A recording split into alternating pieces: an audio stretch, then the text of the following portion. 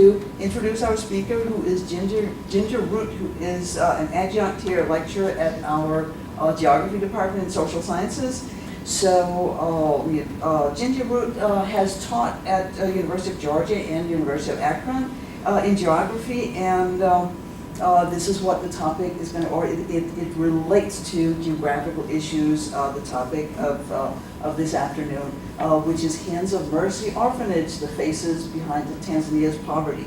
That means that most of our papers are based on research and the safety of our studies, our libraries, or online, and this time we are treated to research that has happened in the field, in a non-too-safe zone. So welcome to Ginger Root. Well, thank you. And I'd like to welcome you too. In Swahili, karibu or karibuni, welcome to all. So I did learn some Swahili. My grammar's kind of rubbish. But a little bit on this journey. I actually went to Tanzania last summer, summer '08, for about 2 months. I was there. And then again this past summer, 2009. It's was a very, very interesting experience. And I actually was not there to do research. I am a geographer, a social geographer by training. So it's impossible to go to a place like this and not make geographic, socioeconomic inferences, observations. But really what I went there for was actually just to volunteer. As a geographer, you learn that the world is a very messy place, especially as a social human geographer. And as someone who reads about that and learns about that, it's very hard to just kind of sit in an office and do it. Like, I want to do something to help. So I decided to go volunteer at this orphanage. And really my main goal there, or my main duty, was to teach English. Recognizing that the students there don't get the best education, and I'll talk in depth a bit more about the education status, but by teaching them English, they could learn some skills that really they could create their own economic opportunities in the future. So that was my main duty. With that said, I learned after being there not too long that, I'm a teacher, that my thinking what I was going to teach them was about this big, and when the reality of what they're actually going to learn is quite a bit smaller. And that actually what I did a lot more of was just actually nurturing these children. They don't have parents. There's not a lot of adult supervision at the orphanage, and so they just really needed someone to be there for them and to care about them. And I think the problem from this is, you're going to see this lecture is definitely, I think it'll be informative, and we'll talk about the orphanage and some of the broader implications of that in Tanzania. But this is also a very personal thing to me, and I learned very quickly being there that I was absolutely going to fall completely in love with these children. Which I did, which is why I went back this summer. That was not part of the plan, but I came home last year absolutely brokenhearted. And as soon as I realized I had a chunk of time to go back, I seized that opportunity. And it's kind of hard. The reality is when you kind of, if I was doing research and these were purely my subject, once you fall in love with them, you kind of lose all objectivity. So with that said, I'm trying to put together something that's not biased, but this is something that's very near and dear to my heart. So this probably will be a little bit more maybe anecdotal than academic as we go through this. And part of, too, I think doing an experience like this, and that's something if some of you are interested, we can talk about the end, you learn, I think, more about yourself, too. And you walk away from it with really more questions than conclusions about a country, about its people, about its children. So that's something, too, I'd love to discuss your thoughts, because really I have, as I said, many more questions than I have answers regarding this topic. As a geographer, I was very excited when I found this map, but I think it's also good just to point out where I was. So actually my arm's in front of Tanzania, and I have kind of a real map in a second.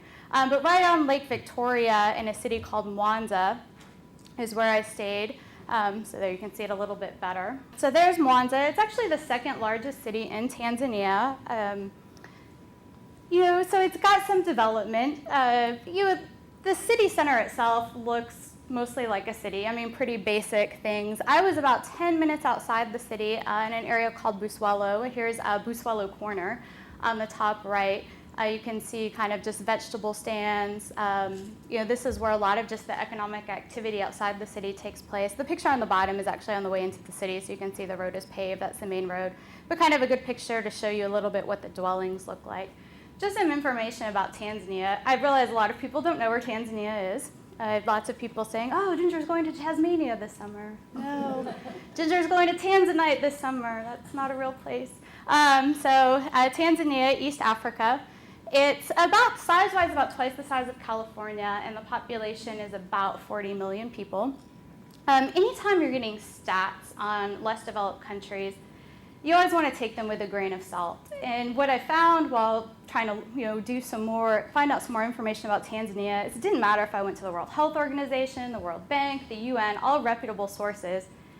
I never saw the same measurement twice, so the same number for something. So the population ranged anywhere from 38 million to 41 million. And a lot of that is when you're talking about one of the poorest countries in the world, you can't send people out really to get adequate statistics. Lots of babies are born at home, they're not born in hospitals. So they're always about, okay? So going through this, but I think it's very telling that we're dealing with a country that has a lot of challenges. Just to start with, only about 4% of the land in Tanzania is arable. So that's not a lot when you've got over 80% of the population involved in agriculture. So a lot of challenges with hunger. So right away, if you don't have a lot of arable land, you've got a growing population, 17% of children are underweight. 44% of the population is undernourished. So right there, there are definite challenges with hunger, and I especially saw that this second summer at the orphanage. I had kind of two different experiences in the same place, so we can talk a little bit about that. The gross national income estimates about $400 a year. So, very low. So, just being able to provide things, going to provide some challenges. I saw different stats. $2 a day, the World Bank uses that as a measure of international poverty. And I saw stats anywhere from 58 to 90% of the country survives on less than $2 a day. And that's not, $2 to go get a soda if you want one. That's $2 to find shelter, clothes, feed your family, send your kids to school, health care. So all of these things just show, we're dealing with a lot of poverty, a lot of challenges that fall into that. Looking at the orphans, here's some of the children there, and as I said, I'll tell some of their stories in order to explain. So just Tanzania in general, again, I saw lots of estimates that were pretty wide on the number of orphans, actually about a million person spectrum. So I saw anywhere from 2.5 million to 3.5 million orphans as an estimate. Part of that, too, is it's hard to what are you factoring into that? Actually, legally, to be an orphan in Tanzania, you only have to have one parent that's deceased. And telling people that, I've learned that some people have a lot of problems with that definition. I think a lot of that recognizes that one parent, especially if the mom dies, there's actually a baby orphanage in Mwanza that a lot of the babies there actually have a living father, that the mother died in childbirth, but the father's out working, has other children to take care of, and so the orphanage will actually take them until the age of 3. Often, parents run off, so it gives them, I guess, kind of legally allows them to get some help. The reality is, regardless of the definition, there's a lot of children. There's a lot of street children, so where do they fall into this, that aren't living in orphanages? And these kids here at this orphanage is a private run orphanage. They don't get any government assistance. There were 3 privately run orphanages within walking distance of where I lived. They each had over 50 kids. So definitely a challenge with how to take care of these children. And orphans in Africa is kind of a new phenomenon that especially with AIDS, a lot of extended families used to take children in, and now it's gotten to where grandma may have 14 grandchildren and 8 of them may not have parents, and it's just too much for her to take in. So this is all very new in how to deal with it. And Joel and Gloria Kiritu started this orphanage about 7 or 8 years ago, and it was one of those things that just happened. They just started taking in some friends that passed away, their children, and then it kept growing and growing. And actually, when I got my volunteer packet before I went last summer, it said there was 36 children. I got there and there were 48. And then this summer there were about 52, which actually I had anticipated there being a bit more But I'd say about 9 or 10 of those children were new, and some of the children had been reunited with some other family members during that time. So there are, sometimes family members get really sick, can't take care of the children, they may go into an orphanage. That's also one of the reasons I was told for the one-parent definition, is if you have one parent that's deceased but mom or dad's in the hospital, this allows the children to get some help. And then perhaps, sometimes mom and dad may get better and they may be reunited and go back with that. So this is the orphanage here on the bottom. And actually, in terms of standard, it's very basic. It does not have running water. There is a well outside, which did still have water in it this summer when I was there. Last summer it was dry. And so the children would spend, collectively, actually a few hours a day going to a well about half a mile away and filling up buckets and bringing them back. They don't have regular electricity. Actually, one of the old volunteers, you can see it here, paid to have solar panels put on the roof. So at night they can turn lights on, which is nice because all the older children will study quite late at night. But you can see the pile of firewood there.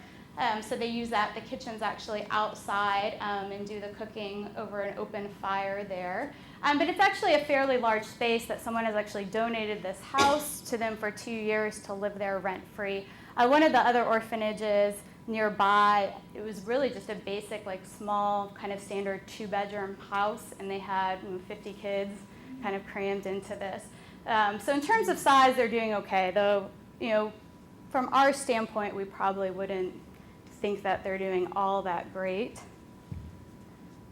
So just kind of looking at their life here, and I was just addressing some of this. They are still fairly crammed in. There's basically 2 large bedrooms for the boys, 2 large bedrooms for the girls. The kids sleep 2 or 3 to a bed, though, in a twin bed. I actually have spent the night many times, so you just squeeze in with them, and that's always an adventure. Try to pick some of the little ones that are small but don't wet the bed is the key. The key to success in that. Yeah, I realized I really loved the kids when I was like, okay, I don't care if I get peed on. So yeah, all objectivity gone. Basically their day actually starts out in the morning. They'll usually start the day with some porridge. Last summer, financially, the orphanage was doing better. Actually, about 70% of their budget comes from volunteers. And in terms of volunteering, when I looked into doing this, there's some volunteer programs that are really expensive.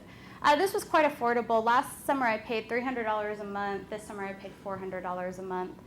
And most of that actually goes to the orphanage. It does cover lodging, our electricity, our water. We had 2 Maasai guards at our house, so it covers that. But most of it goes into actually feeding the children. Well, this past summer, as you know, there's a global recession going on, and it has actually affected the orphanage. There's fewer volunteers. To go, so I'm paying $300 or $400 a month plus my transportation, which getting to Tanzania is not the cheapest.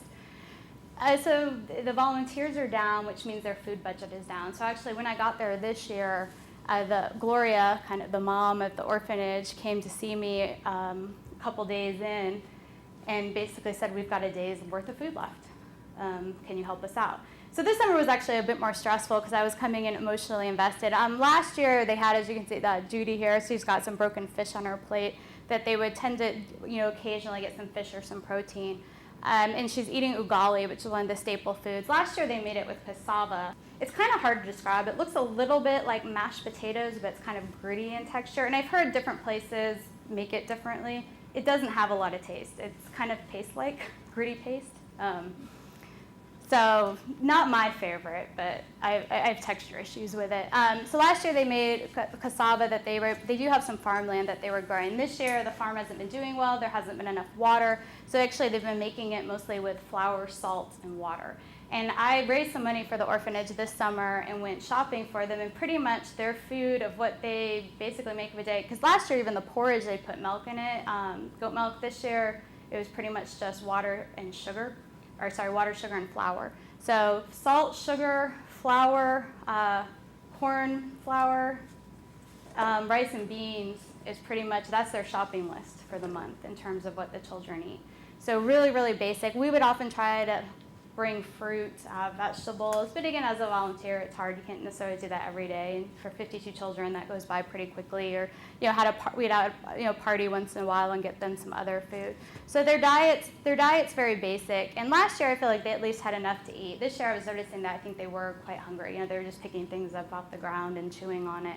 So, some challenges with that. A lot of the little ones, they'll bathe them out in the yard, so that's bath time down there. That's also where they wash the clothes. I think I have a picture of that on the next slide. The older ones will bathe inside, but again, they don't have running water, so just buckets. We actually, the first summer I was there, I had running water at our house. There were leaks in the pipe, so I didn't have running water all summer either, so I got used to the bucket bath as well. And then just, in terms of what they do, so they basically have their porridge in the morning. Some of them will go to school, come home, they definitely have chores. The girls especially have a lot more work to do. The picture on the right, on the top right, I love. That's, it's just the way they would play, though, is one of the reasons I fell in love with them. Things like they would take a stick and put a leaf on it and just run back and forth as fast as they could, and that was their airplane, because the leaf would blow. That would entertain them for a good hour, hour and a half, if not longer. That's their swing they made. So basically, I think someone there had been a swing that a volunteer had put in, so the pole was in place, but the swing has long been destroyed. So they just take a bunch of twine and then put burlap sacks that are left over from the beans and the rice and play on that. They make a mancala out of dirt, dig holes, and put rocks into it. So very creative in terms of playing stuff. The girls, though, do tend to share the larger burden of work, and maybe I noticed this because I'm a woman. But the older girls especially, you'll see, there's Joy and Lena. They're 5, 6 years old, and they're washing clothes. So the children, largely, last year there was a couple women that did help out, but because of financial difficulties, they have been let go. So you'll see, the girls washing the clothes. The girls do a lot of the cooking. Last year, the boys did go work on the farm once in a while. It wasn't very often, but now that that's pretty much dried up, the older boys tend to have a lot more freedom than the girls. The older girls actually are each assigned to 1 or 2 younger children as well, and then they kind of serve as their mama to help take care of them, to help them wash their clothes, bathe them. It's a lot of responsibility that these women share. And one of the themes that I'll bring up again too is kind of the role of women in Tanzania. That statistically they're not doing so bad, but I think that culturally you definitely don't see that there's inequality there. In terms of the children, how I chose to do this was to pick some of the children that I know how they arrived at the orphanage. Some of the children we really don't know. They didn't necessarily show up with paperwork. Some of them have stories that Joel and Gloria question whether or not they're true. So it's hard to find out what is the truth with some of this. But some of the children we do know. It's Joseph, Mary, and Ceci. So Joseph is 10 now, Mary's 8, and Ceci is 5. They arrived right about 3 weeks before I got there last year. They actually were living down the street from the volunteer house and were coming out apparently every day and asking for food. And the volunteers started realizing, what's going on? These children are looking dirty. Is anyone taking care of them? So they went in and kind of investigated. And turns out mom the only job she could find was about 40 minutes away. And they actually gave her some housing, but it was too far for her to be able to go back and forth every day. So she was coming home about 3 days a month, kind of collectively at one time. So she had left Joseph in charge, who at the time was 9. I don't, if any of you guys would like to be in charge of 2 little girls when you're 9 years old. And they brought them to the orphanage, and Joseph was so happy to be there, actually. I think it took a lot of responsibility off his shoulders in terms of trying to find food for his sisters, keep them clean. It also meant he got to go to school, and he was so excited about that because he kept trying to go to school, but they'd send him home for being dirty. I don't know why the school didn't investigate what was going on, but the schools are really overcrowded, which I'll talk about. Ceci at the time was 4. Again, they'd been there about 3 weeks, so I'm sure they were a bit shell-shocked when I arrived, but they were actually the first, Ceci and Mary, they were the first kids that came running up and just grabbing onto you and clinging. And this is how I remember Ceci last year. She just was constantly, sometimes I just walk around and Ceci's got her arms around my waist. That's you? Yeah, that's me actually taking it down like that. Yeah. And that's pretty much the look on her face. You can see her up there. And Mary, the middle child, she was quite clingy too. And Ceci would just be like, me, way, which is me, you, in Swahili. And I feel silly because I just thought she was kind of a quiet child. But I realized this summer I went back, she didn't know how to talk. She was 5 years old, or she was 4 at the time, and I don't think she knew how to talk. Because looking back, and that's all she would say is, Mimi, way. And that would be, her way of saying, I want a hug. Ceci now does not shut up. She talks, just incessantly. I mean, she's adorable, but a bit of a firecracker. And so she's actually done quite well. Mary, actually, I realized when I was going through this, I've had very few photos of Mary this year because she's gotten quite independent.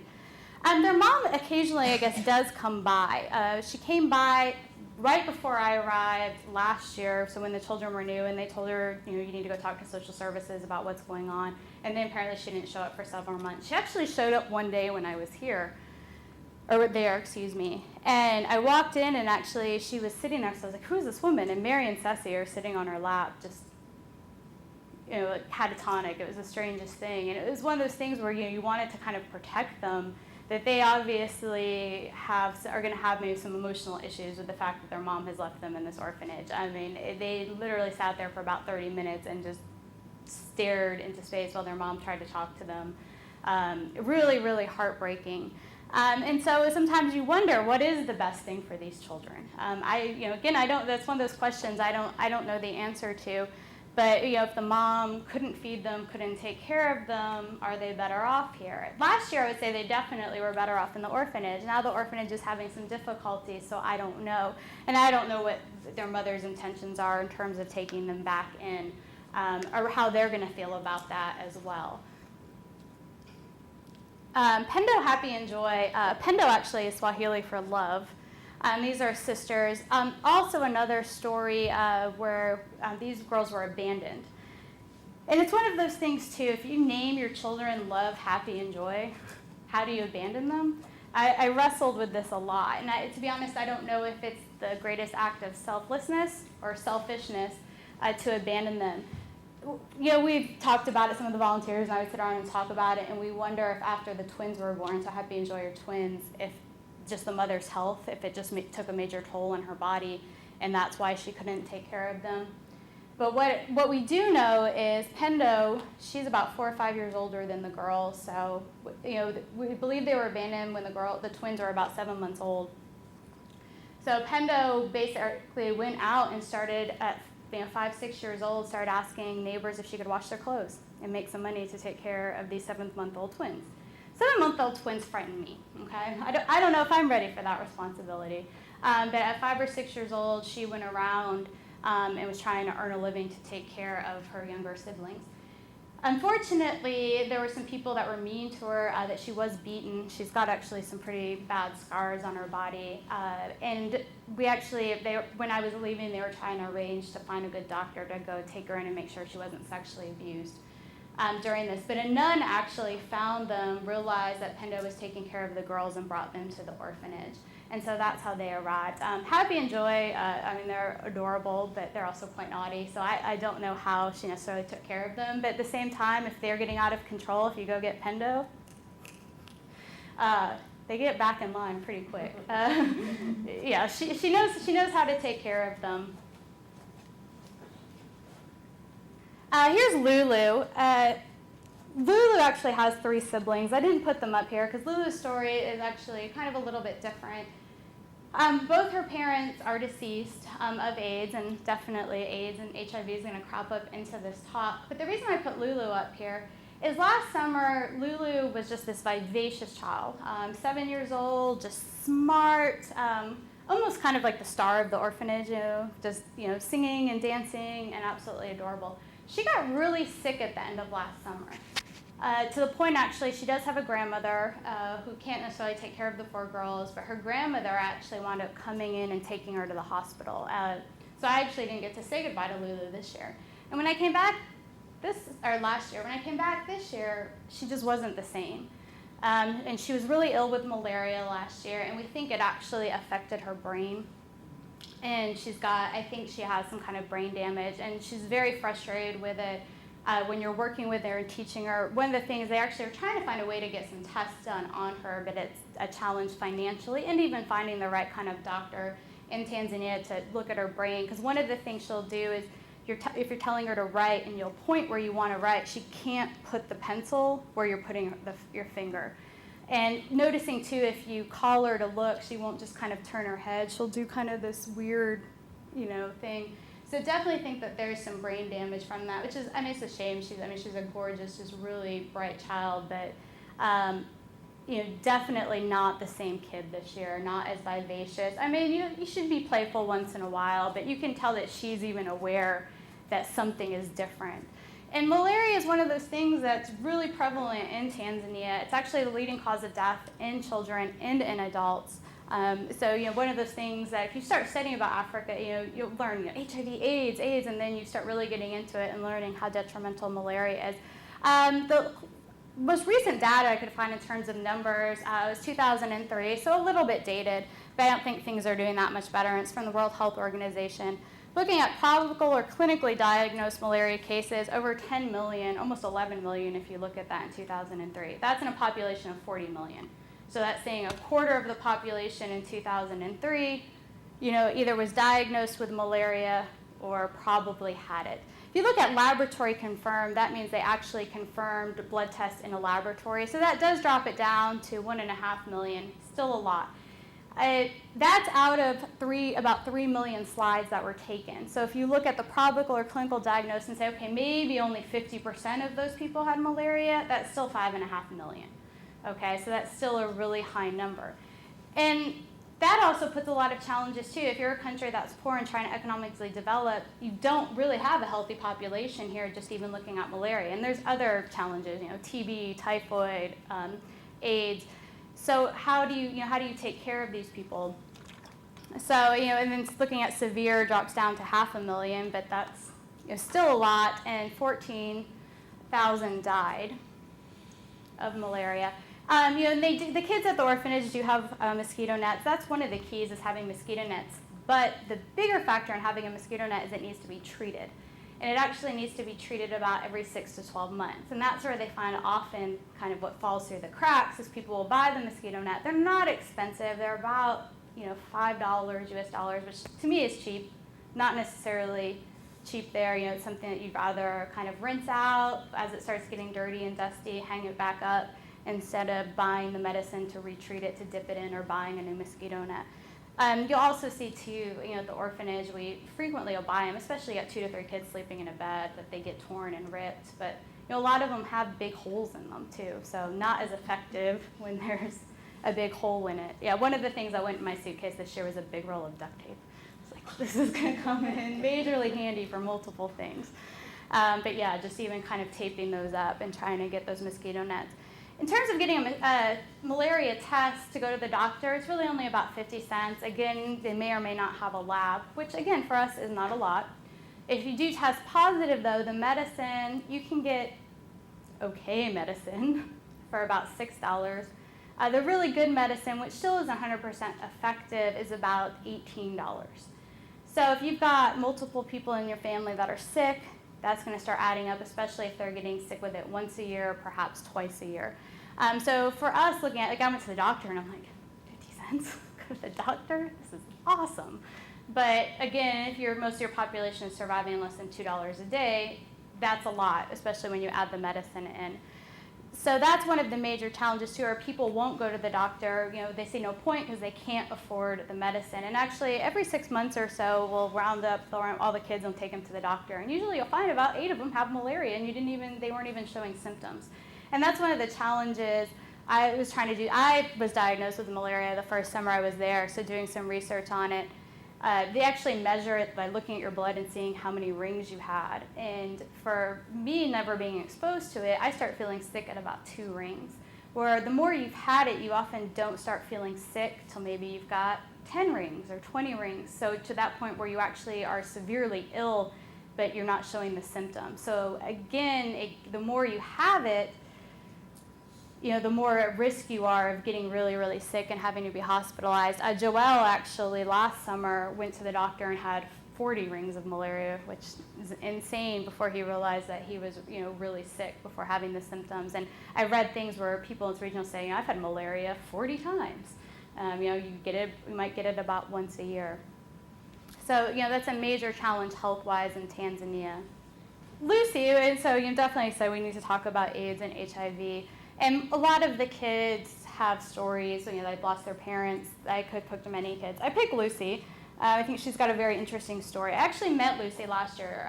It was kind of a nice surprise that she was at the orphanage this year. I met a woman when I was there in 2008 who worked at a clinic, basically, an AIDS clinic, worked with a preschool program they had there and did some counseling. And, I was very curious about this, so one day she took me to the clinic, and, the preschoolers are all HIV positive children, and met them. And Lucy actually came by. Laureen, the woman, had kind of become a bit of a mentor to Laureen. And Laureen had actually found Lucy on the street when she's 15 now, when Lucy was 13. And Laureen just was walking by the street and saw Lucy holding this little baby, kind of begging on the side, and she had this horrible cough. And Laureen went up to her to talk to her and looked down at the baby and, just saw how undernourished and underweight, I'll show you a picture in a minute, of the baby and Lucy's cough, and took them both to the hospital. What had happened to Lucy was she was 9, both her parents had died of AIDS. Lucy did not have AIDS. She was born after her parents had contacted it. But she was pretty much just left on the street and lived as, there's lots of kids that just live on the streets. And basically some other girls had taught her that in order to survive, the best way to do that is to sell her body. I really almost don't like to use the term prostitution, because I think at this point what we're really talking about is more survival sex. That this is the only way you're going to get fed. Maybe, collectively the girls earn enough money to have some type of shelter. So Lucy had gotten pregnant at 13, went to the hospital for her TB. They actually found out she was also HIV positive, as was her baby. She's now at the orphanage. There's Adamu when they found him. So, that reminds me of those commercials you see on TV. So he was brought to Forever Angels, which is the baby orphanage I talked about, which is a really, really nice orphanage. It's run by a British couple, and they just do a wonderful job. They only take children to the age of 3. So Adamu went into the orphanage. This is actually a picture of him last year, but look at him now. So he's got his antiretroviral drugs, obviously put on some weight there. They actually call him Hippo. But he's doing really well, and Lucy's doing really healthy too, and they're both taking the ATVs, the antiretroviral drugs, which actually Tanzania does provide for free. So that's something that's really nice, though I'll show you some stats that only about 30% of the population gets them. So he's at the baby orphanage. Lucy is 15 now. She is in school, but she actually probably is really only at about a 3rd or 4th grade level, because she wasn't in school for so long. She does try really hard, but in terms of, a lot of the 4th graders are ahead of where she is. She really would like to be a nurse or a doctor. She's got just such a beautiful heart. She's got a lot of guilt about this, which I understand that she has guilt, and that maybe someday she'll realize that 9 years old being left on the streets, what choice do you have? But she, you'll see her, the kids have church every night at the orphanage, and when she says her prayers, if you watch her, you can just tell that she's got a lot of anguish about this. She really does hope to take him back, and she does get to go see him once in a while. Really a volunteer needs to take her. It's on the other side of town, and just needs to have the money to do that. His birthday, he turned 2 the week after I left, so I actually took her. I gave her some money and took her, and she bought a little stuffed animal, and she was so proud to be able to give him this stuffed animal. So I hope that when she's a bit older, he's a bit older, she will get to take him back. I do worry, though, because, again, Forever Angels will only hold him till he's 3. So basically he's got 1 year left there, and then I'm not sure where he's going to go. I don't know if Hands of Mercy will be able to take him in. Most of the kids there kind of, 4 or 5, a little bit older. But it is getting his medicine. So looking at AIDS in Tanzania, the estimated prevalence of HIV, you can see it has gone down since the late 90s. It peaked, but it's actually about 6%, which actually puts it as the 6th most prevalent country in the world. People living with HIV, about 1.4 million. Deaths as well have gone down, but still we're looking about, I think it was last year or the year before, it was about 96,000 people died of AIDS. If you look down here, I don't know if you guys can see that with your chairs, but it's got the estimated antiretroviral therapy. And as I said, the government actually does provide that for free now, but we're really only seeing it's got the low and the high estimate, but about 30% of people are using that. So, and there are some challenges with that. If you're living in a rural area and you can't get to a clinic, they do also kind of require that you have counseling as well when you get your medicine. So if it's going to take you all day to get to a clinic plus the cost of transportation, then that's out. I was told that there's some cultural reasons that some people abstain from taking this medicine. We still don't really know what's going to happen with this. Antiretroviral therapy is only about a decade old. And so one of the things Laureen, the counselor, was telling me is they don't really know what happens when you start giving that to a baby and they spend their whole life on it. What is that going to do? And drug companies will tell you it's fine, and maybe it is, but I think it's a big question mark that we can't say with certainty, spending most of your life on this, that you're going to be okay. Other challenges with the antiretroviral therapy, they've also found nutrition is a major key to success in taking this therapy. Well, if you've got 44% of your population is undernourished, providing nutrition to make this therapy work is going to be a challenge, as well as all your secondary infections. So even if antiretroviral drugs will basically block the HIV from reproducing, but it still compromises your immune system. So in an area that's prevalent with malaria, TB, typhoid, all of these other diseases, it's going to be hard and a challenge to keep people healthy. So even though you're providing the drugs, 30% of the population is getting them. I mean, that's one of the reasons that you are going to see that the death rate is decreasing. We still don't know what the future holds in terms of that. So still some things to think about and some things to do. But it's nice that at least Lucy and her baby are getting those. And in general, what we find is the life expectancy in Tanzania is about 51. So, which less developed country average is about 65. So really 51 years is extremely low. So, you know, it's definitely got some issues with health. Here's Gladys. She's got a different story. Gladys is Albino Child. That affects about 20,000 people worldwide, but Tanzania actually, they estimate there's about 4,000 albinos. Do you have a question?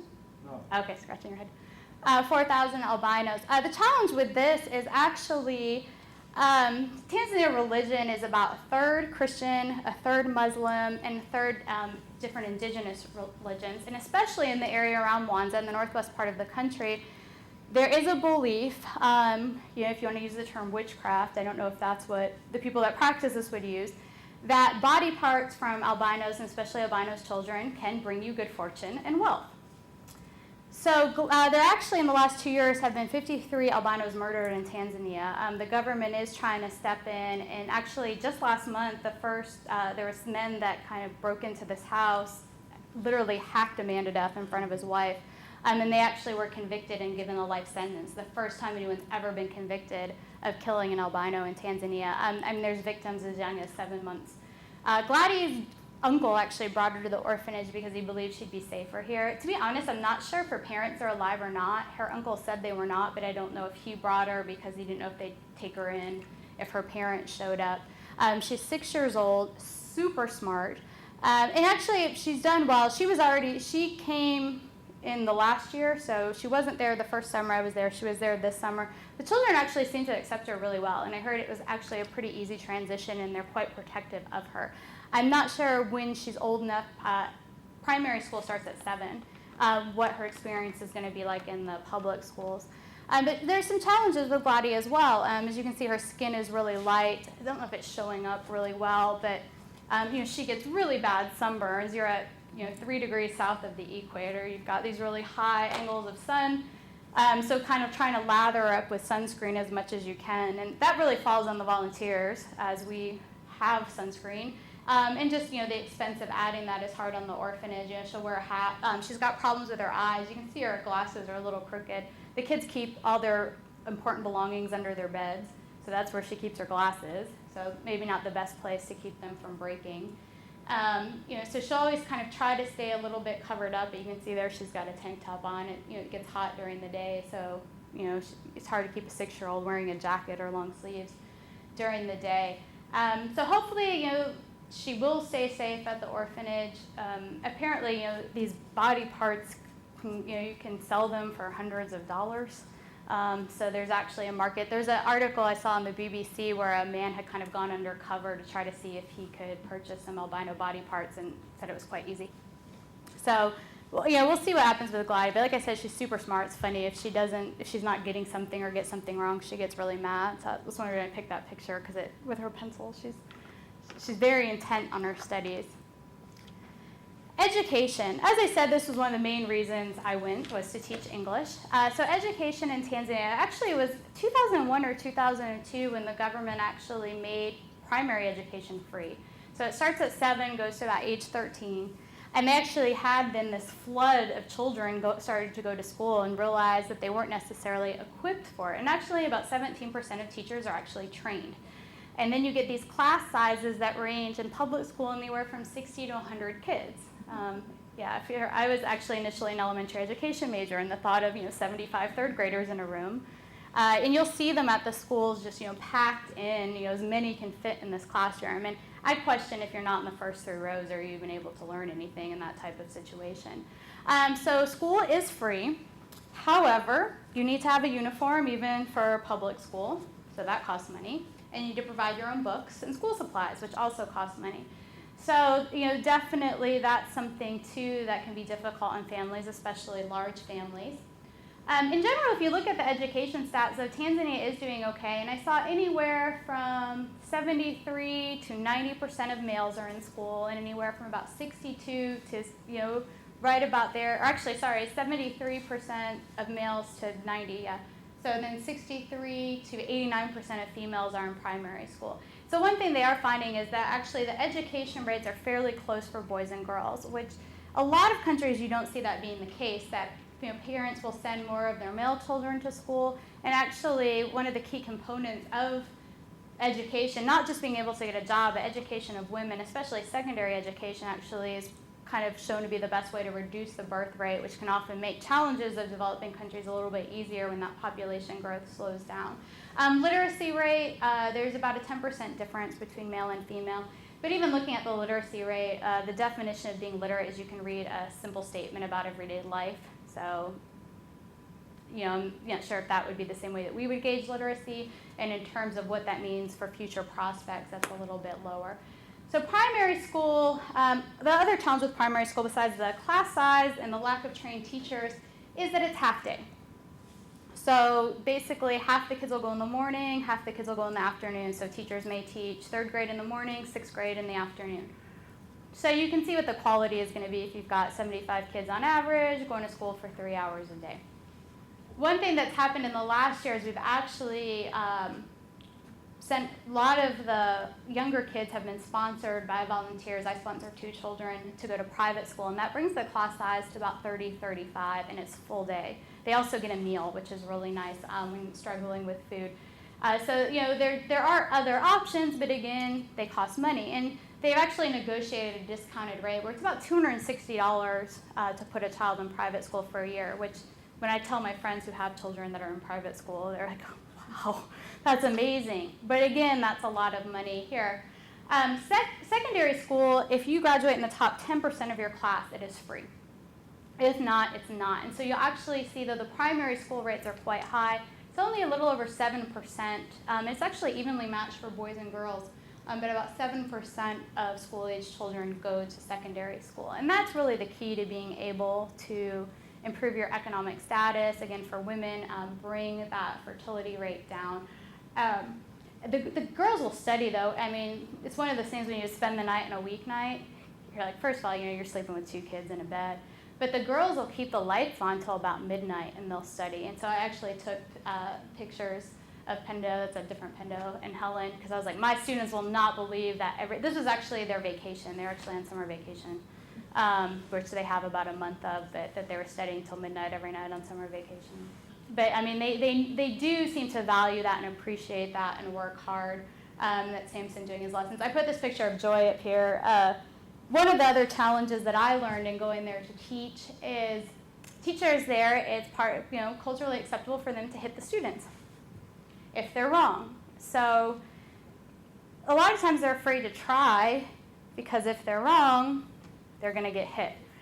So though she's smiling and laughing, she's playing Mwalimu as teacher. She's playing teacher, which consists of having a book and a stick, and that basically I walked into her hitting other kids, playing school. I played school, but I'd get in trouble if I hit my brother when I was playing teacher.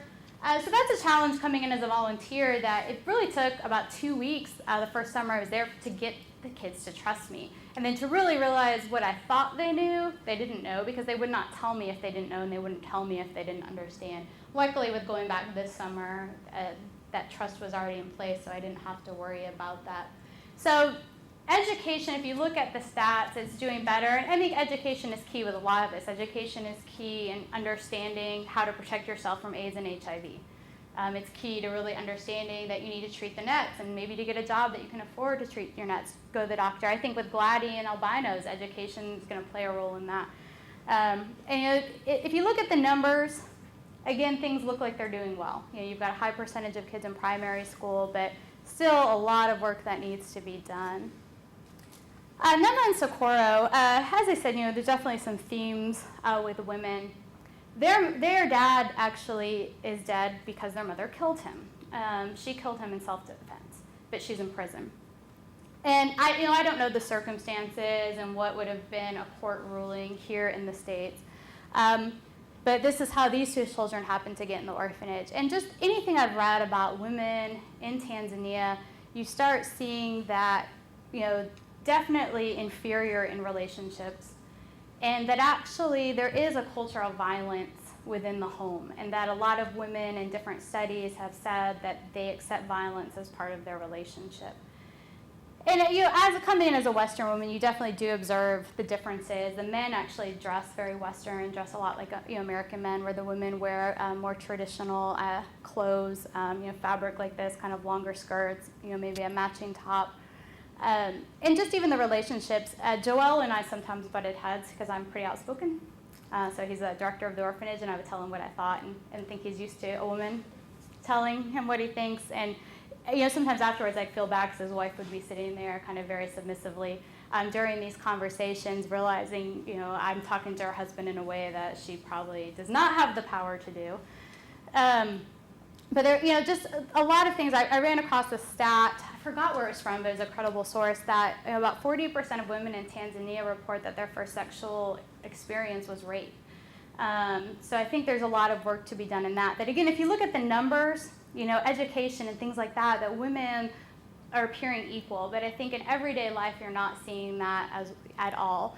There's lots of challenges with violence, and really just breaking that cycle of teaching women to understand that it's not okay for someone to treat them that way. That they should have the same power in the relationship. And I think education is really the only key to that, and then time for that.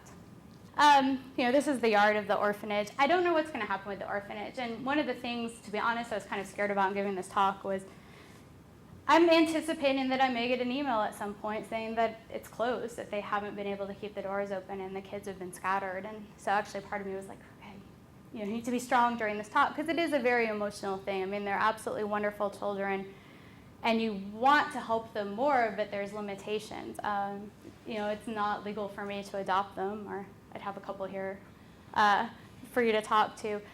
Again, the recession is really affecting them, that they're really having a hard time. There was one volunteer there last month where they can have up to 6. So just not taking that money in, trying to find a way to support, 52 children.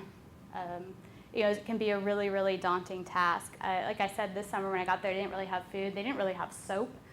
When I raised some money, we did a major shopping spree and got the food that I mentioned, but also got, bar soap for the body, soap to wash the clothes, shoe polish. The kids were so excited they could polish their shoes for school. And the volunteer that was there sent an email out, and I think this kind of illustrates the challenge, that on one hand you can sit here and say, $260 sends a kid to school. But when you add that up, that there's 3.5 million orphans plus 93% of the other kids that aren't in school, and multiply that, it's very daunting, for lack of a better word. But past volunteers have raised enough money that all of the older kids are in secondary school.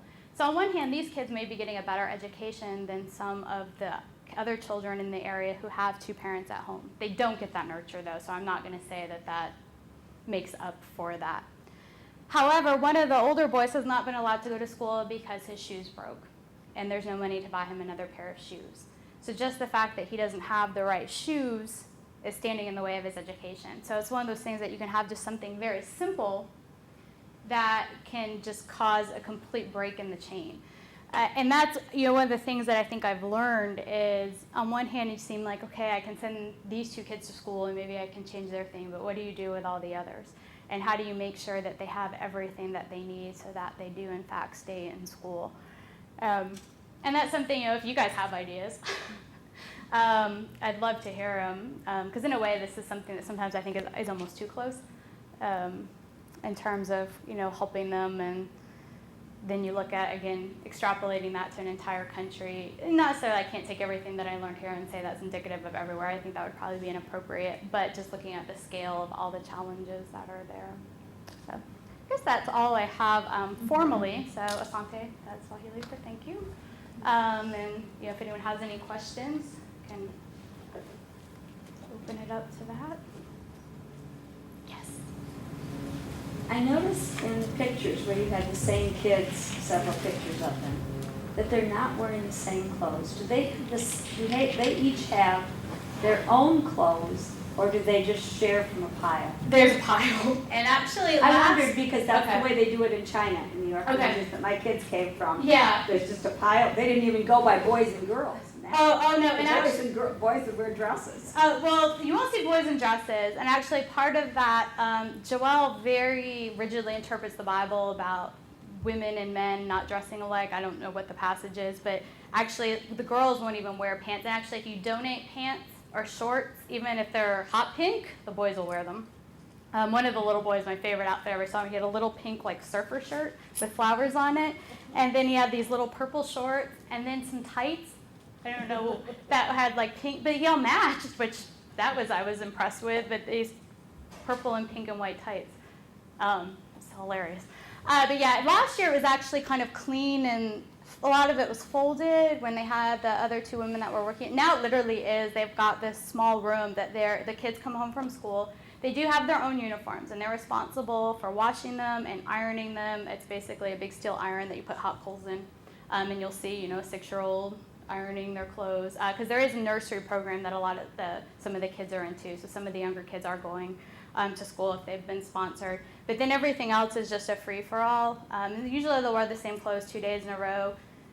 Sometimes then they just get put back in the pile.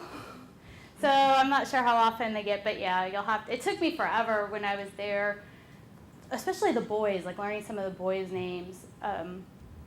Because they wear the same thing for 2 days, and then the other kid's wearing their thing. It's like, you guys kind of look alike. You're both 9 years old. Everyone's got a shaved head, kind of for health reasons.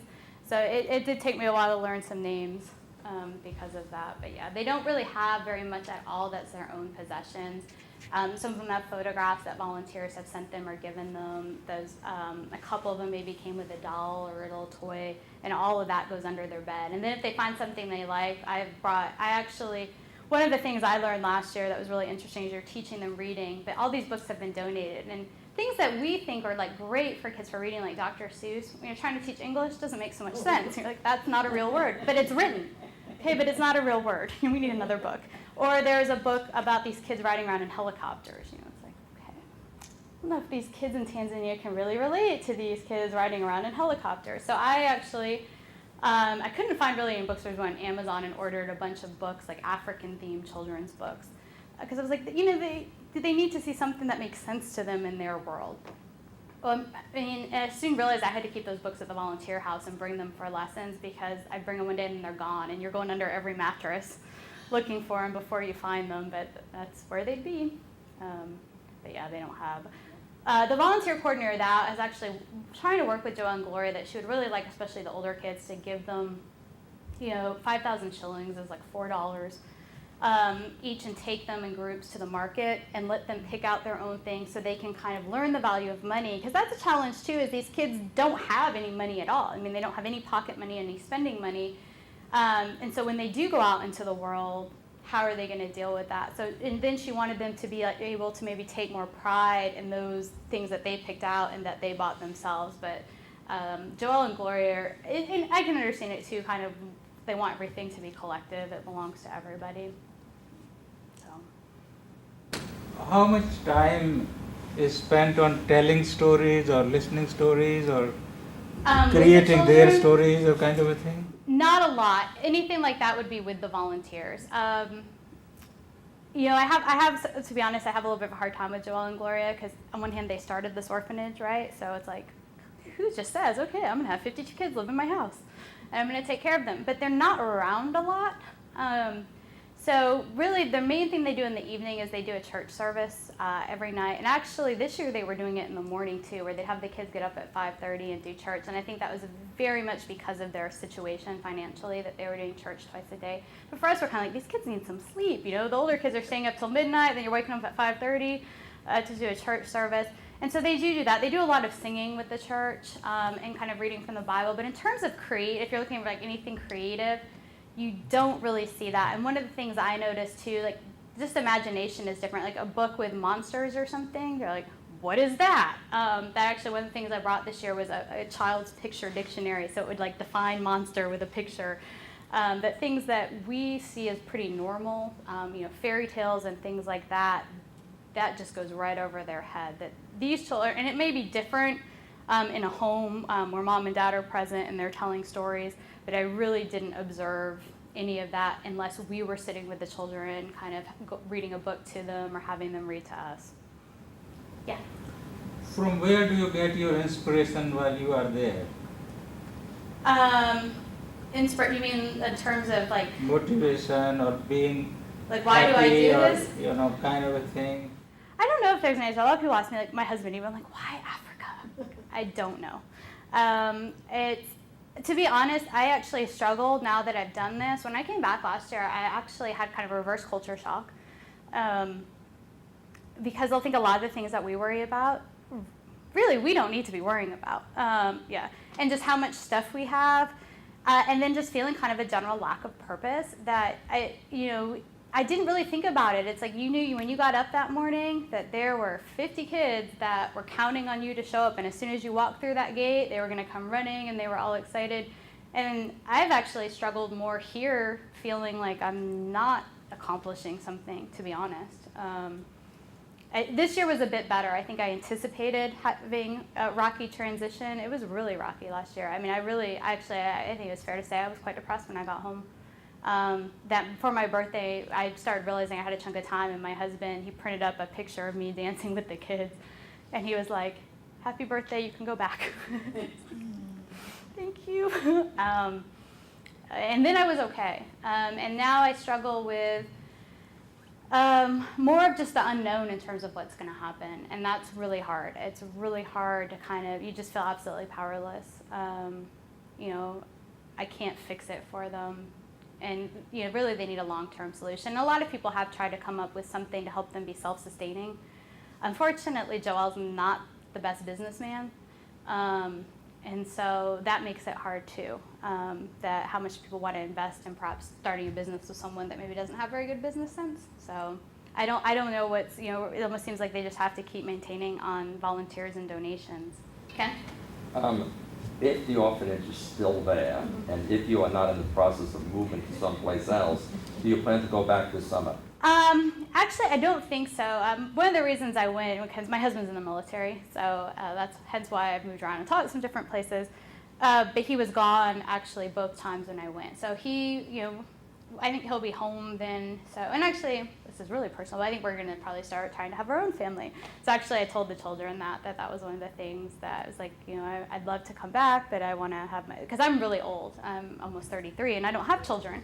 So yeah, I mean, well, no, in terms of not having children, I mean, Gloria is actually the mama there. She's a year younger than me. And so when I told her how old I was, I got this, like, there's something wrong with you, that I don't have children.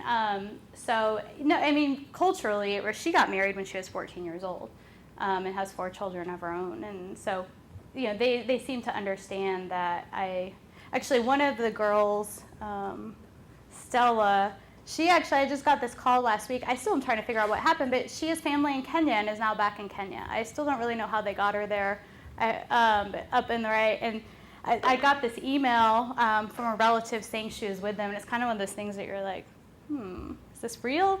And I called her, and that's the first thing she said to me. It's Ginger, do you have a baby yet? And I was like, Stella, I just saw you 3 months ago. But that was the first thing, too, that actually the first summer, too, they were like, why don't you have children? And so when I came back, actually the first time, I didn't realize I was going to come back this summer. I told them the same thing, that, I wanted to have my own family. So when I first get back, they're like, where's your baby? Where's your baby? And I told Stella, she's 10, I was like, Stella, do you know where babies come from? She goes, yeah. And I said, I haven't seen my husband in 6 months. And she goes, oh. Okay, I understand why you don't have a baby. So I'd really love maybe in the future to be able to take my husband, because that's hard on us, that I kind of had this whole experience, and I tell him there's orphans in Tanzania that have your picture under their bed and say a prayer for you, and that I would love to be able to go in a time when I could bring him so he could meet them. Yes? How do you feel in that part and this part? Is it going in the reverse order of civilization and this is going forward? How do you feel this? How do you combine these two things together? Like our society versus their society? I think definitely, obviously we're doing better in a lot of statistical things. Education, I think we could do better in healthcare. That's a whole other can of worms. But I think in terms of what's important, sometimes they're doing better. And one of the things with these kids is, in a way, they have so little, right? Like materially, they don't even really have their own clothes. But they have so much more spirit-wise, and I think I'll parent very differently, actually. Just the fact that, like I said, they can take a stick and run back and forth for an hour and have fun, where kids here, how long is that going to last, 30 seconds? And then they want their video game. That there's definitely, I think, a richness, I don't know maybe the best way to describe it, that we're missing out. And I think one of the things that I have learned from this is, I'm not saying that I don't ever freak out about things, but I really don't sweat the small stuff as much as I used to. I used to be someone that could have a fair amount of anxiety and worry about little details. And when you talk about really what's important, we waste so much time on things that are not important. And I still am not saying I'm completely immune to that now. But I think that's one of the biggest things that I learned from that. And I think that's one of the bigger things that by going over there, you can't help but walk away, without realizing that. Any other questions? Yeah, I spent 2 months in Kenya. Okay. And we experienced a lot of violence. You talked about violence in the homes, but we experienced it a lot on the streets. You had to be really fearful being from America. When were you there? Was that right after the election? It was, yeah. It was right after. Did you experience any of that outside of hearing about it in the homes? Did you have to worry about it? Not so much. Basically, if we're going to be out after dark, which we didn't do a whole lot of, we take a taxi home. We did have two Maasai guards at our house. So the Maasai is an indigenous group in Tanzania that really kind of resist modernization, but the young men will go work in the city as guards because they're trained warriors. Actually, to become a man in Maasai, you have to kill a lion with a spear. So people know not to mess with them. So they were at our house, which I definitely felt safer. And there was some crime in the area. Actually, the second to the last night I was there, I was at the orphanage. We're outside playing with the kids. It was one of those nights where, I don't know, really I should have been in church then, but I don't know, for whatever reason, and we were having a ball, running around. And one of the older boys came running around. He had a flashlight. He's like, Ginger, get the kids inside. There's thieves outside. And so we were kind of and the orphanage is actually in a compound. So we rushed the kids inside, and Gloria kind of padlocked different doors, and you could hear that, there was a lot of activity going on. And I don't really know what happened. I don't know I don't think anyone was hurt. But that's about the closest to anything I came to. And it was a little scary, because you're sitting in there and you don't know what's going on. And yeah, you can hear the activity outside, and you've got all these kids, and they're staring at you, and you're trying to stay calm and, not scare them, but have no idea. So in general, Tanzania, actually, usually, I think a good rule of thumb, and maybe I shouldn't apply this to an entire continent, but don't travel to Africa around an election, because it seems that that's when violence tends to flare up. In Tanzania, actually, the last incident they had was after their last election, because Zanzibar, which is an island off the coast, would like to become independent, and so there's issues with that. And so they actually, I think it might be next year, 2011 is the next election. So that's a good answer to your question, Ken, too. I think, and I mean, Mwanza is very far from that, but I just see that as a good general rule of thumb. So there may be some issues with that. Yes? I have been in Nigeria about 33 years ago, 2 years, and I thought the continent was progressing very rapidly, and I would have thought something very different today after 3 decades. But as even I hear about Nigeria also, the things are different. What I wish, it would be good if you put down into a kind of a booklet or book so that, and what promises you think is still there in Tanzania for the people in the next 10 years? So, like, what's a good future Yeah. outlook? I think it's a big question mark. I think there's definitely, if you can increase getting more people on the antiretroviral drugs, and if the government can keep up with the demand. I mean, if you're only providing them for 30% or is 30% accessing, I don't know if they really have the money to pay for 100%. So I don't know the answer to that. I think really you've got to work on your education, and you've got to work on your health care. Those to me are the two big things. And then I think some other things may fall into place, like the status of women will increase with that. Maybe birth rates hopefully will go down so you don't have the high rates of population growth that cause a lot of problems. But there's wild cards. I mean, the last year was really dry. So, they're having problems with farming. So, depends on the climate. Again, you got 80% of your population in agriculture. So, a lot of it depends on the rains and how much rain you get, and cleanliness of water. So I don't know. Like, I look at these kids and I can't help to be positive because they're so bright. They want to learn, and you see that as, okay, this is the next generation. And I see a drive and a determinism in there that honestly I don't really see here. No offense. But that they want this more and they understand more what it means. And so I feel that there's promise with that, but yet at the same time, I look at, like Stella, for example, now that she's got some family, I'm not sure what her situation is going to be. She is ridiculously smart and ridiculously mature. We would have conversations last year when she was 9 about women in America versus women in Tanzania, and she would bring these subjects up. And last year she really was, I want to be a doctor. And this year I said something to her, she was, I don't want to be a doctor anymore. And I was like, okay. She's like, I think I might try to be an accountant. She's like, I'm not going to be able to go to medical school. I would love to, but, and to be honest, I'm not sure what her prospects are for being able to go to school in accounting. That I think here we tend to believe, and I don't think it's necessarily always the case here either, but if that you're smart and you work hard, there will be opportunities and that you will be able to be successful. And unfortunately, I don't think that's necessarily the case there, that just because she's super smart, so maybe she does get to go to secondary school, but does that mean she gets to go to university? Probably not, unless she finds some sort of sponsor. So I don't know. I so badly want to be hopeful, but sometimes when you get bogged down in it, it's hard. I know that doesn't really answer your question, but... The Oprah has opened a school in South Africa.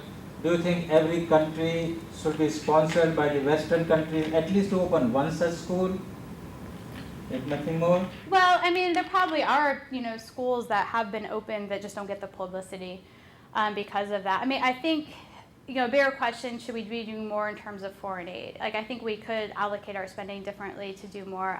Jeffrey Sachs, The End of Poverty, talks a lot about how we do give foreign aid, but we don't give enough. And I think that's part of it. Just looking at the example, like if we put these kids in school, that's great. But if you don't also make sure they have uniforms and shoes and books, that then they can't go, then you're falling short on that. So that sometimes, I think we could, and this is me, there's lots of people that will definitely disagree in terms of how we should be spending our money, that we could be doing a lot more. And I think, again, that would help stabilize the world if you could increase the standard of living in other places.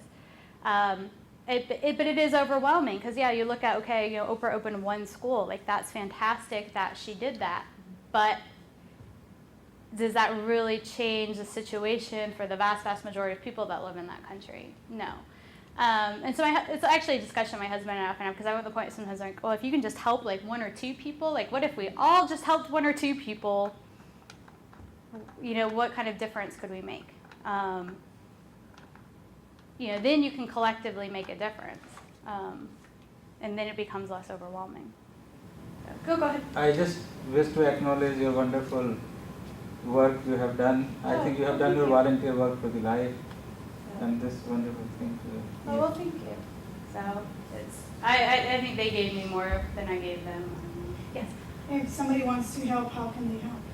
Like these particular children, it is kind of a bit of a challenge right now. I mean, the orphanage does have an account that you can deposit money in. This is something I didn't necessarily want to go into. Joelle's done some weird stuff lately where it's really hard because I don't feel like in good conscience I can recommend someone to do that. If you want to sponsor a kid in school or, collectively get people together, like I said, it is about $260 a year depending on, the currency exchange. And that you can actually, like when I do that, school starts in January, like I'm actually just going to deposit that directly to the school. So I think that's one of the things that can be really helpful. Because anything else is hard, and I could say we can send a package, but, things get really heavy really fast, and that's all airmail, and it's expensive, and then they have to pay custom tax on it coming in. So that's a challenge too. Trying to say, okay, well, we'll donate things instead of cash. So I think in terms of helping these particular children, sponsoring them in school is kind of the best way to help. And then, like, one of the things that sometimes, like, the volunteers, we've got a network, so I can, there's a new volunteer coordinator, but if she's going to be over there, or if there's another past volunteer that's going over there, they can, one of my roommate the first summer actually gave me some money, wired it to my account so that I went and got them things while I was there. So that's something else you can try to tie into, is to give it to, like, other volunteers. But like I said, Joel doesn't always make the best financial decisions, which is really unfortunate, because it puts you in this really where you want to help, but like I said, in good conscience, I don't feel like I can really tell people to deposit money in his account. Like when I raised money this summer, I basically had everyone mail it to my parents and make it out to me. And so then again, none of it's tax deductible either, which is hard in terms of getting large donations. And then I basically just went shopping, and we rented a big truck and just stocked them up as much stuff as I could before I left. Ken? I don't want to put you on the spot, Okay, but... it's okay. I've already opened up. Okay, getting right. pregnant, But, so I didn't- but on your website, you alluded to some things you didn't like that the director was doing. In conversations we've had, you've alluded to it. Here, you've alluded to it. Can you, again, I don't want to put you on the spot, No, but can you be a little bit more specific? A lot of it too is stuff that I don't know, and that's what makes it hard. Like he disappeared for 2 months before I got there. When I got there this summer, he wasn't there, and he had taken the bank card with him. And initially, even his wife didn't know where he was, and actually they found him because one of the guys that was basically, he had an employee that worked on the farm, called his wife and said, Joel wants you to pay me. She's like, well, I don't have any money, and I don't know where Joel is. And he's like, I just talked to him. Turns out he had a different cell phone. And his wife didn't have the number too, and that he was in Kenya. Not sure if he has like a different family, and that's what's going on. He came back and told us he was on business. Is he American? No, he's Tanzanian. Oh. That he was on business, but I don't know if I want to get into the whole thing. But basically what he explained he was doing for business didn't seem to make any sense. That I have a suspicion that maybe he's involved in something illegal. He basically has always been fascinated by get-rich-quick schemes. Took some money, invested in a piece of land that he thought would have gold or diamonds on it. Because there is mining, but more in western Tanzania, like further west than Mwanza. And so there was some people that were upset about that that's not what that money was for. But he was like, if I found gold, then all our problems would be solved. So I'm not, I tend not to like to go too much in that because I feel like people look at me like, what do you think he's doing? I'm like, I don't know. But I actually, at the point I actually thought he had a second family, and we were having a conversation, and I was like, and he was telling us about his business. I was like, this does not make any sense. I was like, are you doing something illegal? And it just came out of my mouth, and I, at that point I didn't necessarily really think he was doing it, but then his behavior got very odd towards us, where I kind of in hindsight was like, maybe he is doing something illegal, and the fact that he thinks we're suspicious. He went out of his way to like avoid us, but there were weird people coming in and out. I don't think it's necessarily anything that he's doing anything bad with the children, but I don't know.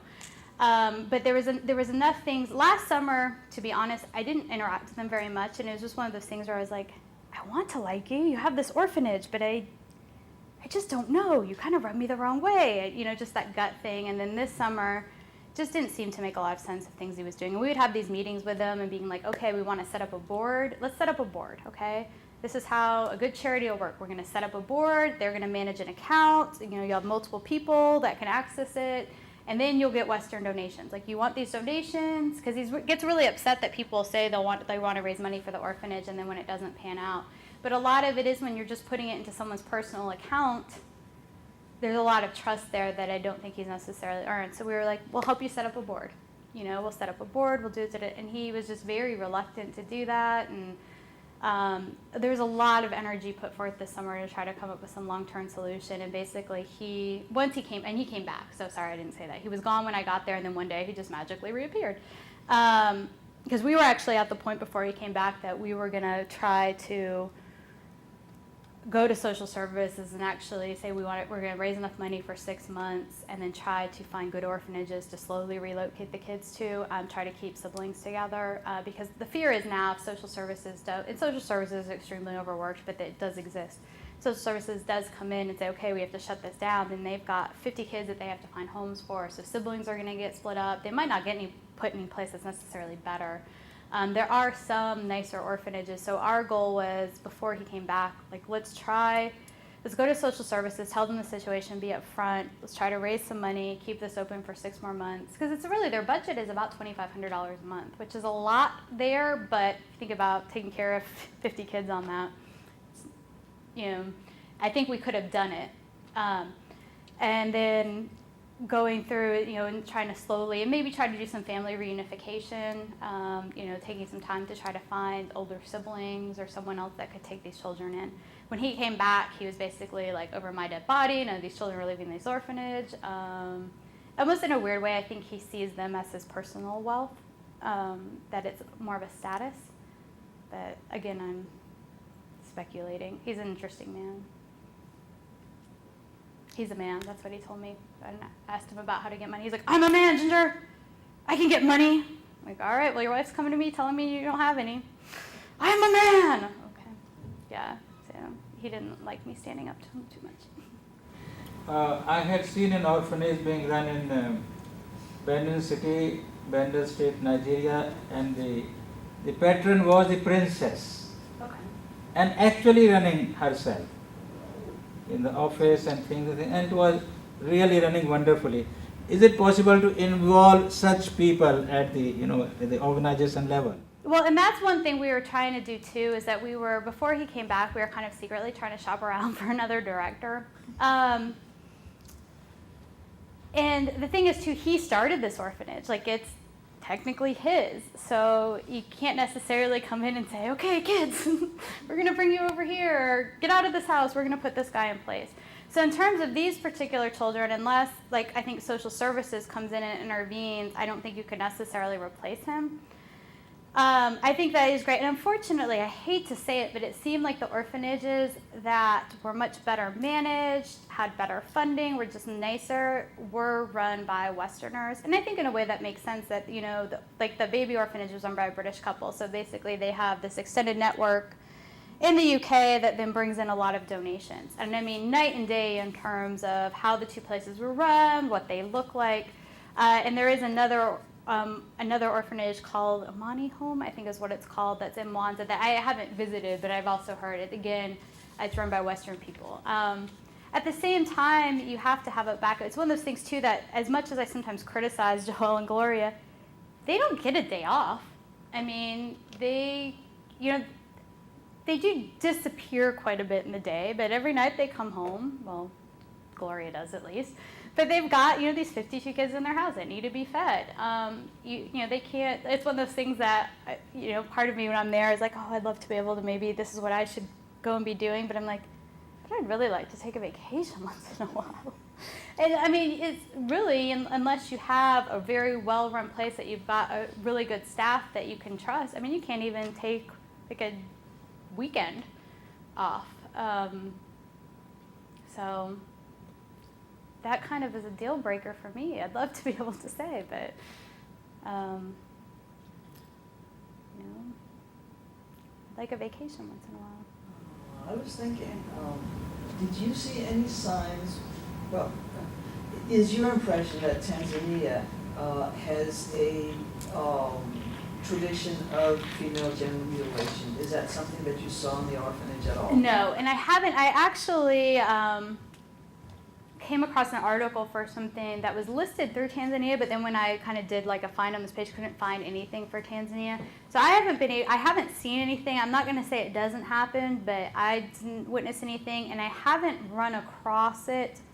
I haven't done a lot of research on that by any means, but in anything I've ever seen, I haven't seen Tanzania listed on that. You didn't have any impression that the girls there were cognizant of the tradition? They were like part of it, they were worried about it? I didn't see anything that it exists in that area. So, not that I know of that's going on there. One or two things that are good about Tanzania? I think there's lots of things that are good. It's funny, there's a book, it's an interesting book called Geography of Bliss.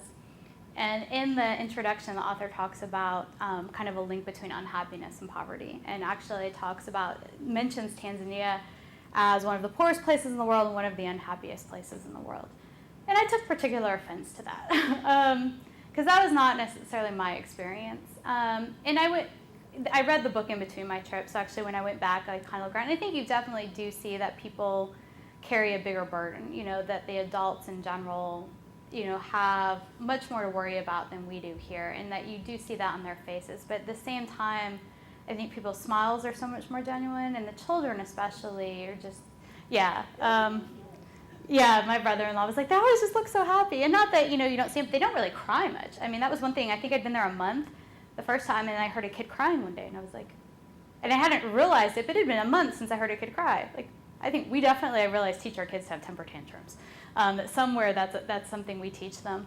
So I'd say just the spirit in general. I debated on actually talking about the Maasai in this as well. I did get to spend a weekend. Emma, who was the guard, he was actually the guard at our house last year and then this year, and he and I got to be very good friends. He brought us back to his village, and we spent the weekend sleeping in the mud hut. So that was very interesting too. And so I think in general, just people learn to be happier with much less. And I think that's something very positive. And the Maasai choose. I mean, they now see how other people are living.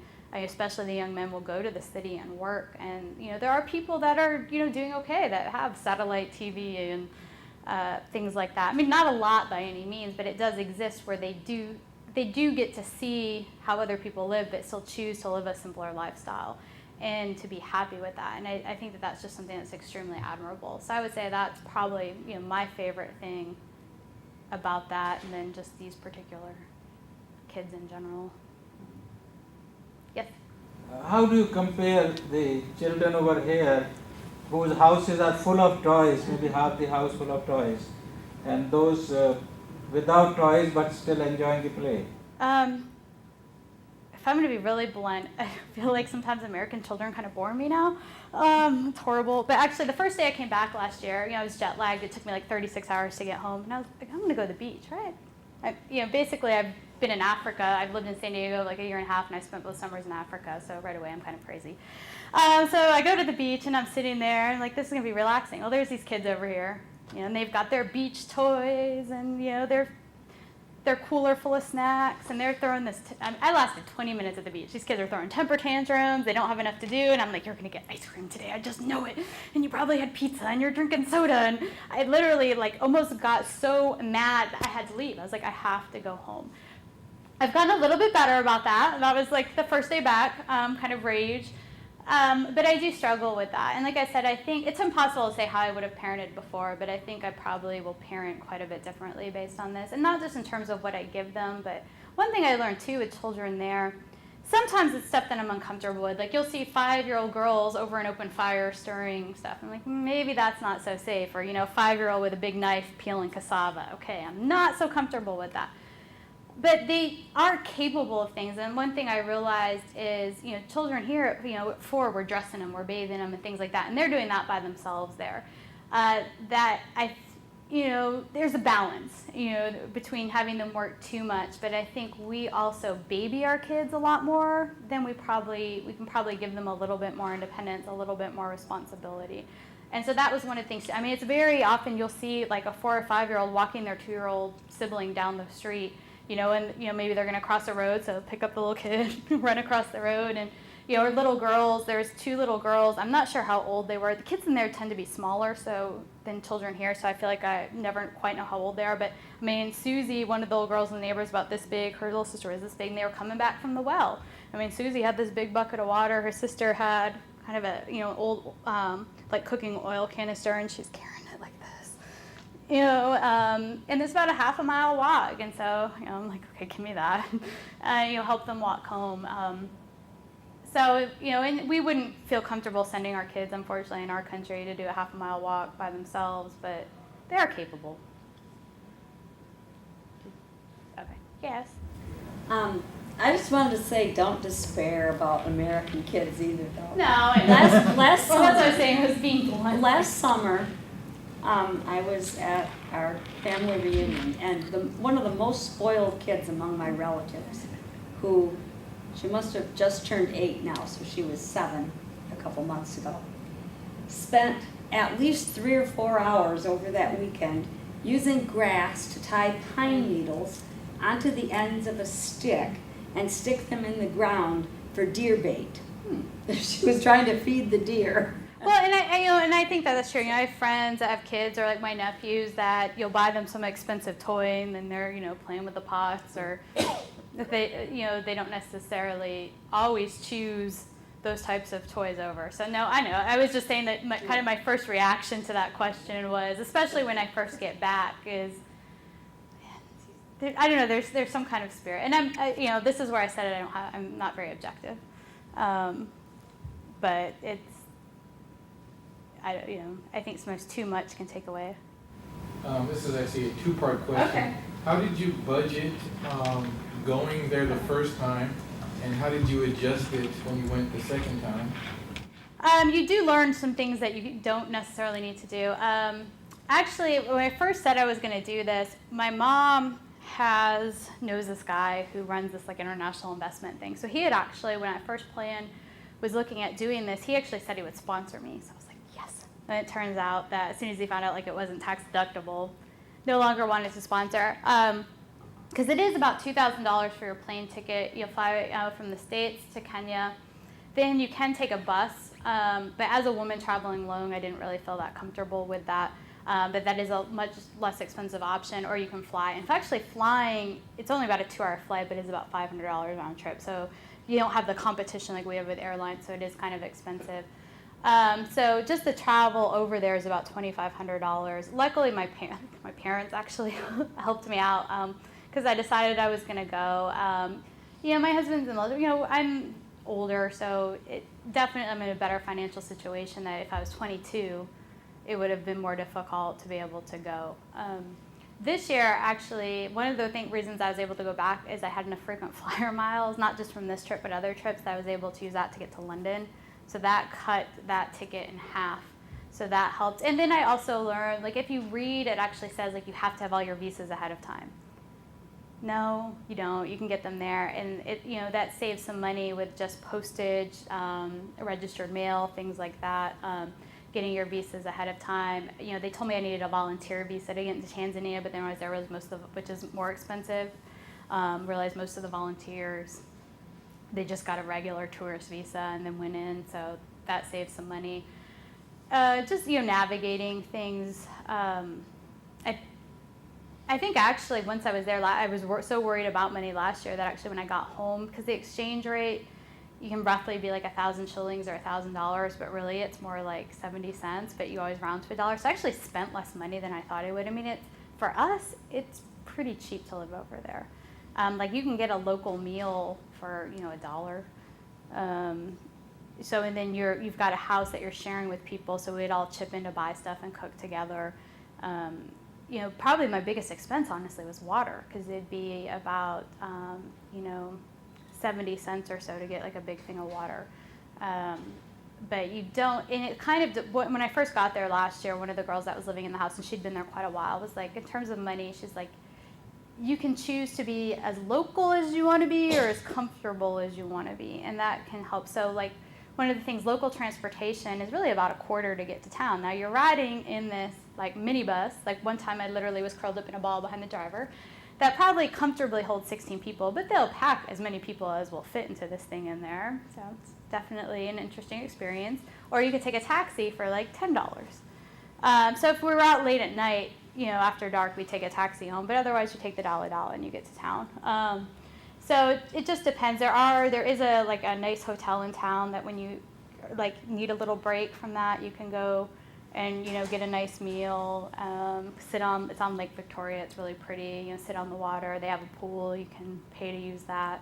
But that does cost more money, or you can, just do all the local stuff and not spend a lot of money at all. I mean, if anyone too is interested in doing this, I can sit down more one-on-one with you and talk about things like that. I had a hard time budgeting. Actually, one of my old students from Ohio, or I should say former student, went with me this summer. And she really wanted to know a budget, and I felt bad because I wasn't the best at estimating it, because it really was one of those things when I got home, I kind of went back and looked last year and was like, I didn't spend as much money as I thought I did. And so that was one of the things too with going this year, where I was like, okay, that was a kind of a selling point in going back, is it actually is a lot cheaper for me to be over there living day to day than to be in San Diego. That with my husband being on deployment and my being over there, it was expensive to get there, but we actually kind of saved money in terms of day-to-day living expenses. Yes. How much this experience has opened your view of the world and yourself within that world? It's definitely opened up. I think, there's even just opening up the world to travel, going by myself to do something like this the first year too, I feel like you can kind of do anything, but it does open that up. And actually, I did meet someone last year who said, if you're willing to go somewhere by yourself, the whole world opens up to you, especially in terms of if you don't need to necessarily go in style. I took a 15-hour bus ride to Rwanda last year over dirt, bumpy roads. It was interesting, but definitely worth it. So if you're willing to do, you always want to operate within safety. Like that bus ride, I was not by myself. But if you're willing to go someplace by yourself or willing to not go in luxury, you have a lot more options. In terms of my perspective on the world, I like to think I was open-minded before I went. But it really does make you realize, I think just even to look at the poverty issue, just how much poverty can hold people back, even in our country. That there's limitations to how much you can, there's so many limitations if you just don't have the money to do things. So I think I'm a lot more empathetic in general to different situations.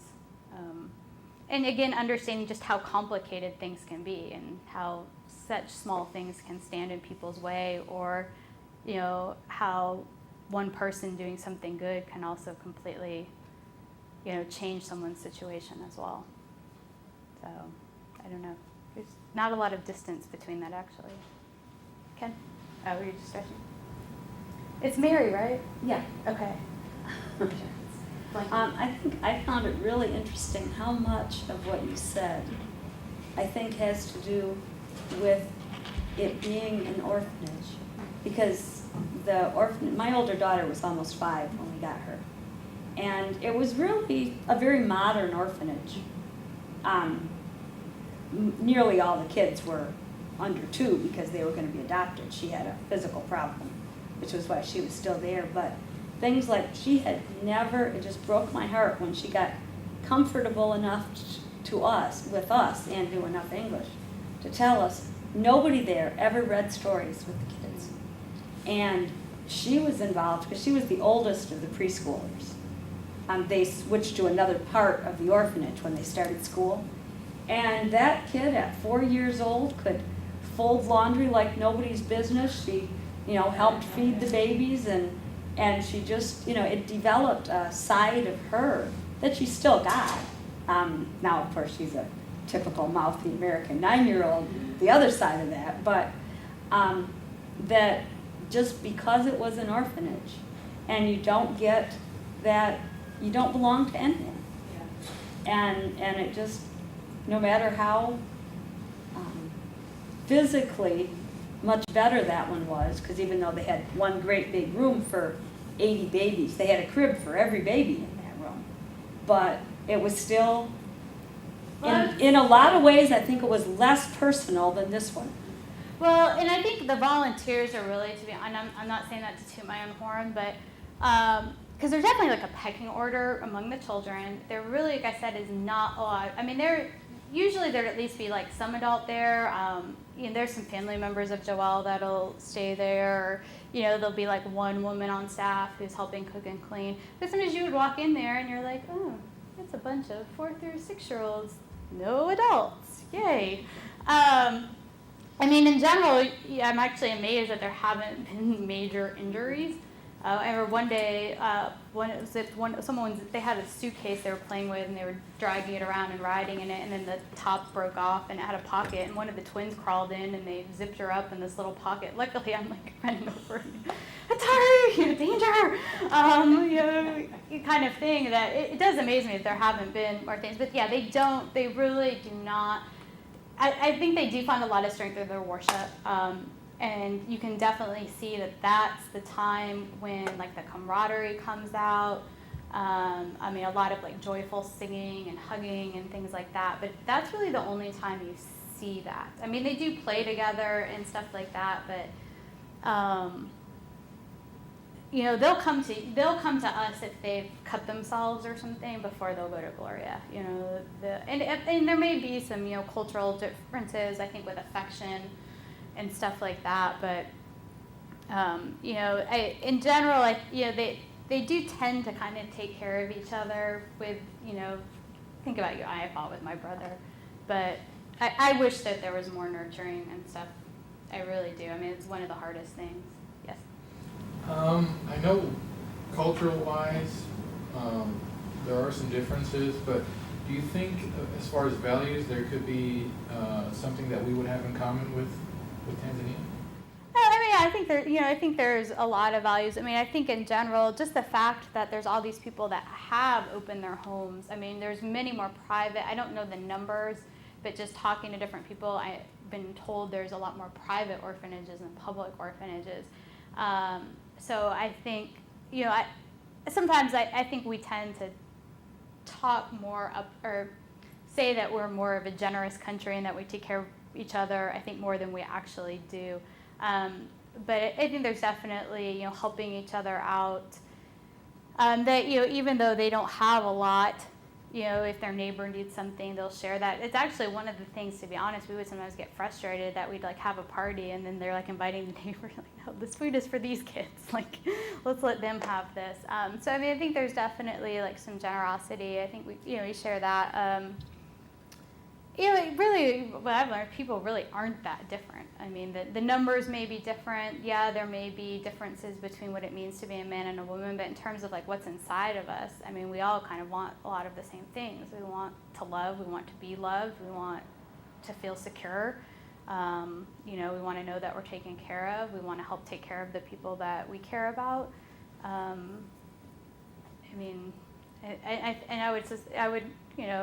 can't say it with certainty, but I suspect that that's the way it is everywhere. That's what like being human is about. Thank you so much. You're welcome. No, thank you.